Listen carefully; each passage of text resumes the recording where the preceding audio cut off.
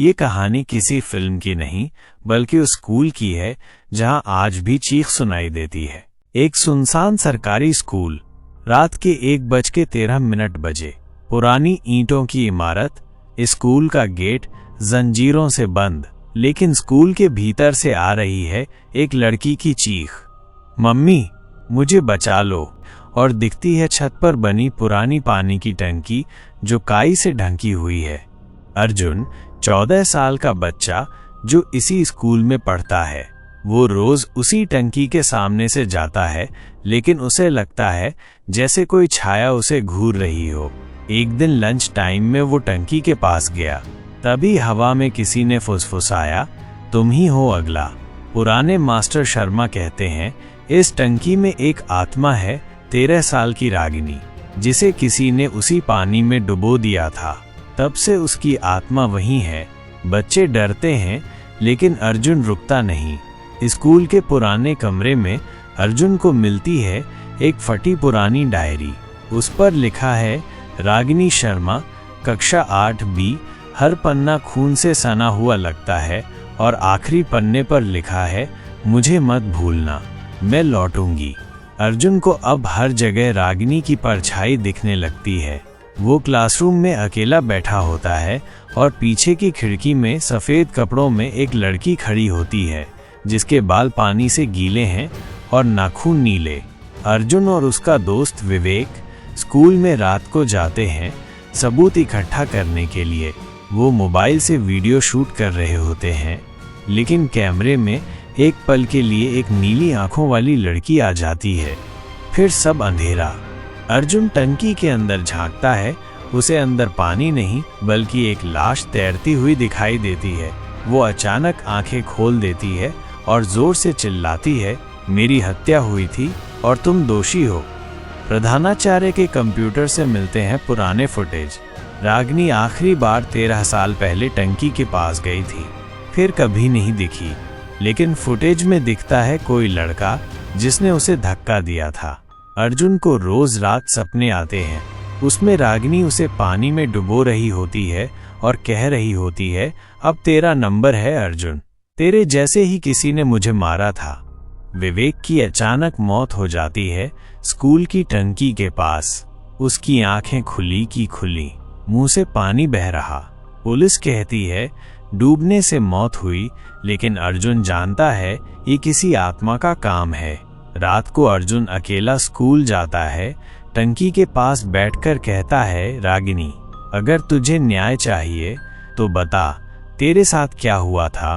तभी एक सफेद धुआं टंकी से उठता है और रागिनी की आत्मा प्रकट होती है। उसके बाल लटक रहे, कपड़े भीगे हुए और आंखों से खून बह रहा। रागिनी बताती है स्कूल के एक पुराने चपरासी ने उसके साथ गलत करने की कोशिश की थी। जब उसने विरोध किया तो उसे टंकी में डुबा दिया। अब वो आत्मा बन गई है और चाहती है कि अर्जुन उसे इंसाफ दिलाए। अर्जुन पुलिस को सब बताता है। पुराना केस खुलता है, चपरासी गिरफ्तार होता है। रागिनी की आत्मा एक बार फिर टंकी के ऊपर दिखाई देती है। वो मुस्कुराती है और कहती है शुक्रिया, फिर गायब हो जाती है। लेकिन आखिरी सीन में अर्जुन टंकी के पास खड़ा है और किसी और की आवाज़ खड़ा है और किसी और की आवाज़ आती है, अब मैं आऊंगी। राजीव और सना स्कूल के पुराने रिकॉर्ड्स में जाकर CCTV फुटेज निकालते हैं। एक क्लिप देखकर दोनों के रोंगटे खड़े हो जाते हैं। रात 2:53 बजे पानी की टंकी के पास एक छोटी लड़की की परछाई दिखाई देती है। फिर अचानक कैमरा झिलमिलाने लगता है और उसी पल एक अजीब सी आवाज़ आती है, मैं अब भी यही हूँ। राजीव चिल्लाता है, पॉज करो, पीछे करो, ये क्या था। सना कहती है ये वही लड़की है जो 13 साल पहले मरी थी। राजीव को स्कूल की पुरानी लाइब्रेरी में एक फटी पुरानी डायरी मिलती है। डायरी के पन्नों पर बच्चों के नाम लिखे हैं और आखिरी पन्ने पर लिखा है, अगर मेरी बात नहीं सुनी गई तो हर साल एक बच्चा मरेगा। सना सहम जाती है, ये आत्मा अभी तक चैन में नहीं है। राजीव सपने में एक अंधेरे कमरे में खुद को पाता है। वहाँ टंकी के पास मरा बच्चा नीली आंखों वाला भूत बन चुका है। उसने मुझे नहीं मारा, उसने मुझे बुलाया। राजीव घबरा जाता है। बच्चा कहता है, वो लड़की तुम्हें भी बुलाएगी, भाग सकते हो तो भाग जाओ। रात 3 बजे फिर से टंकी से चीख सुनाई देती है, इस बार बहुत तेज, बहुत नजदीक से। राजीव और सना दोनों दौड़कर छत पर पहुंचते हैं। टंकी के पास वही लड़की खड़ी होती है, उसके कपड़े खून से सने हुए। वो अचानक पलटती है और चिल्लाती है, मुझे क्यों छोड़ा? मैंने भी तो बस स्कूल आना चाहा था। अगले दिन स्कूल में एक और बच्चा गायब हो जाता है। राजीव की आवाज ऑफ स्क्रीन सुनाई देती है। 13 साल की वो आत्मा बस रोती नहीं, अब मारने भी लगी है। स्क्रीन पर ब्लैक स्क्रीन आती है और एक लाइन उभरती है, क्या आप अपने स्कूल की टंकी की ओर देखने की हिम्मत करेंगे? रात 3:10 बजे राजीव फिर से पानी की टंकी के पास जाता है, लेकिन अब टंकी में पानी नहीं, बल्कि एक चेहरा दिख रहा है, उसी लड़की का चेहरा। वो धीरे धीरे कहती है, तुम मुझे देख सकते हो, अब तुमसे बच नहीं सकते। राजीव दौड़ता है, लेकिन हर शीशे, पानी, कांच में अब वही चेहरा दिखने लगता है। सना को स्कूल के पुराने रिकॉर्ड्स में एक गंभीर रहस्य मिलता है। 13 साल पहले उसी दिन स्कूल की प्रिंसिपल ने उस लड़की को टंकी में बंद कर दिया था, सजा देने के नाम पर। लड़की मर गई और प्रिंसिपल ने खुदकुशी कर ली थी। लेकिन अजीब बात यह है, प्रिंसिपल की लाश कभी नहीं मिली। स्कूल में एक के बाद एक अजीब घटनाएं होने लगती हैं। माइनस क्लासरूम के पंखे खुद चालू हो जाते हैं। वॉशरूम से बच्चों की रोने की आवाजें आती हैं।